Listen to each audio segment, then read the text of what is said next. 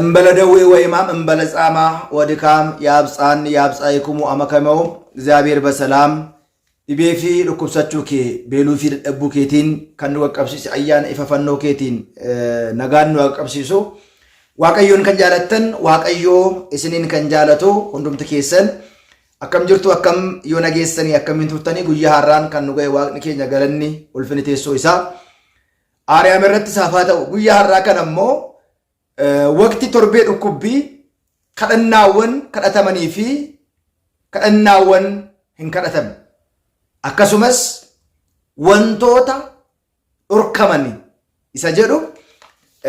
fi waqtiiwwan kadhannaa waqtiiwwan sagadaa sa'aatii 3 sa'aatii 6 sa'aatii 9 11 maaliif akka isaan sagadaman inni biraan immoo namni tokko torbee dhukkubbii kana keessa sa'aatii meeqaaf soomuu qaba isa jedhu immoo isaan kana hundumaa walitti ilaallaa waaqayyo hunda keenya duukaa haa ta'u akkuma beekamu torbeen kun torbee dhukkubbii jedhama maqaa isaa irraatii akkuma hubannu gooftaan keenya qorichi keenya Iyyasuus Kiristoos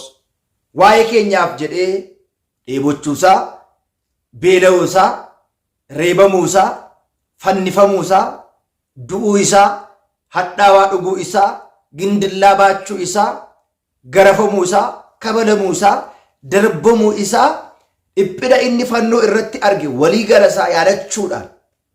inni kun yeroo sagannu inni kun yeroo kadhannu keessa keenya dhufee waqtiiwwan soomii dabarsine caalaa yeroo itti gara waaqayyootti deebinuu fi yeroo itti waaqayyo gatii inni nuuf hojjete oolmaa inni nuuf oole irra caalaa itti yaadannu jechaadha torbeen kun innis kadhannaawwan torbee dhukkubbii kana keessa kadhannu beekuun barbaachisaadha namoonni gariin isaanii kun hin kadhatamaa gariin isaanii immoo kun hin kadhatamu yemmuu jedhanii fi yeroo haasa'an baay'een isaanii dhageenya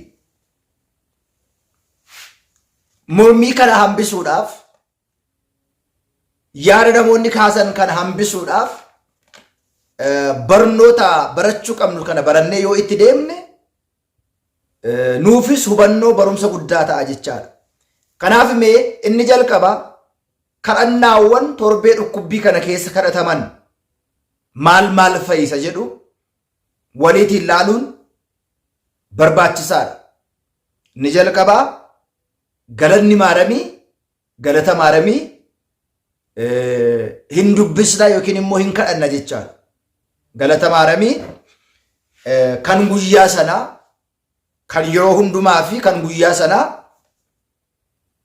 hin dubbisna as keessatti maqaa abbaa ilmaa hafuura qulqulluu jennee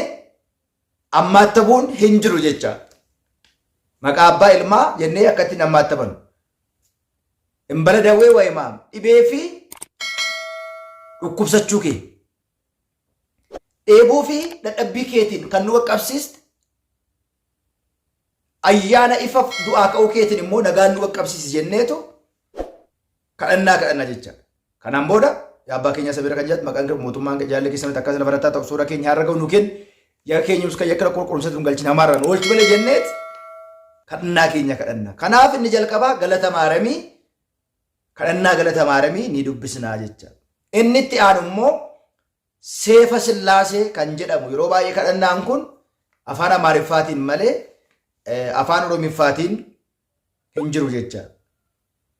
inni itti aanu immoo seefa malakot kan jedhamu torbee dhukkubbii kana keessa ni kadhanna keessuma seefa sillaasee seefa malakot warreen jennu kun yeroo kaanu seexanoota ittiin mo'achuudhaaf seexanoota ittiin injifachuudhaaf hafuura daabiloosiin warreen nu mormu ittiin mo'achuudhaaf seefa sillaasee seefa malakot yeroo hundumaa yoo dubbisne hafuurri hamaan nu qoruu hin danda'u jechaadha inni itti aanu dirsaana maahiyaawii kan jedhamu isaan kun baay'een isaanii gara afaan oromiffaatti waan hiikamneef baay'isee irra turuu hin barbaadu dirsaana maahiyaawii hin dubbifamaa inni itti aanu faaruu daawwit faaruun daawwitis kan guyyaa hin qaba faaruu daawwit kan guyyaas immoo yoo hin beeknu ta'e fakkeenyaatiif faaruu 4 faaruu 23 faaruu 35 51 90 isaan kana kadhachuu hin dandeenya. Inni itti aanu inni ja'affaan argaanoon kan jedhamu kunis afaan Oromiffaatti waan hin qabne baay'ee rakkachuu dandeenya. Kadhannaan argaanoon ni kadhatama. Inni torbaffaan sanee golgootaa kan jennu sanee golgootaa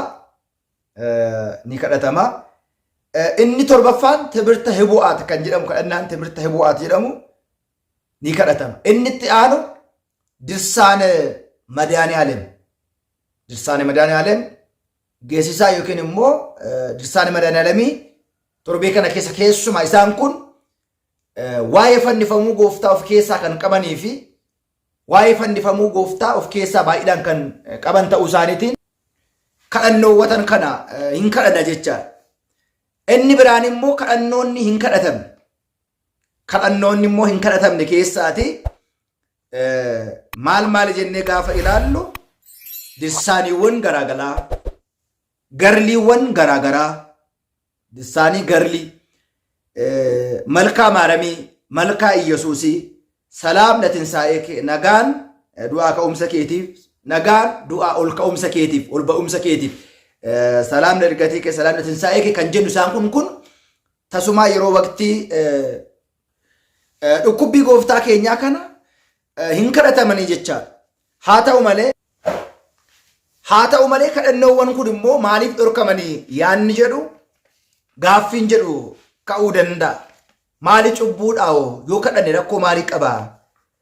isa jedhuudhaa fi egaa amma waqtii kana waa'ee kadhannaa qulqullootaa araarsummaa qulqullootaa araarsummaa ergamootaa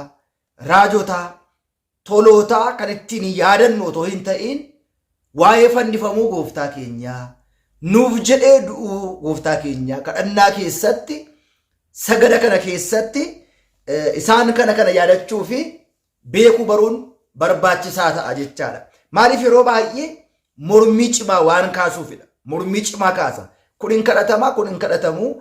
Namoonni yeroo wal morman baay'een isaanii waan dhageessuudhaaf mormii kana hambisuuf jecha seerota kana kadhannoota kana beeknee yoo itti deemne kadhachuudhaafis sagaduudhaafis baay'isnee hin dhiphannu jechaadha. Inni biraan immoo akkuma beekamu barnoota keenya darbe keessatti waa'ee kiraaraayisoo imnadiin tisfuuxaan amanistiitii mukaariyaa isaan kana baay'ee ilaalleerra. Inni biraan immoo warreen mana kiristaanaa deemuu hin dandeenye sa'aatiiwwan sagadaa beekuu dandeenya. Manuma keenya keessa teenyee keessumaa shamarroonni araba jiraattan mana keessan keessatti yeroo sagadaa mataa keessaniitiin sagaduu dandeessu. Inni biraan egaa yeroo sagadaa kiraaraayisoo 41 yeroo baay'ee kan jennee sagannu kiraaraayisoo 41 yeroo sagadaa kiraaraayisoo 41 sa'aatiiwwan kaa'aman jiru. Ganama sa'aatii 11 barii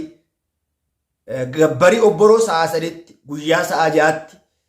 waaree booda sa'a 9tti waaree booda sa'a 11tti hin sagana jechaadha. Mee jalqaba ganama sa'aatii 3tti sagadi sagannu kun maalidha? Fakkeenya maalii qaba jennee gaafa ilaallu Phiilaaxoos gooftaa keenya dabarsee sa'aatiin itti kenne barii keessa barii obboroo ganama sa'aatii 3tti wangeela Maatewos boqonnaa 27 24 hanga 27tti yoo ilaaltan ni argattu. Inni itti aanu immoo sa'aatii 6. Sa'aatiin 6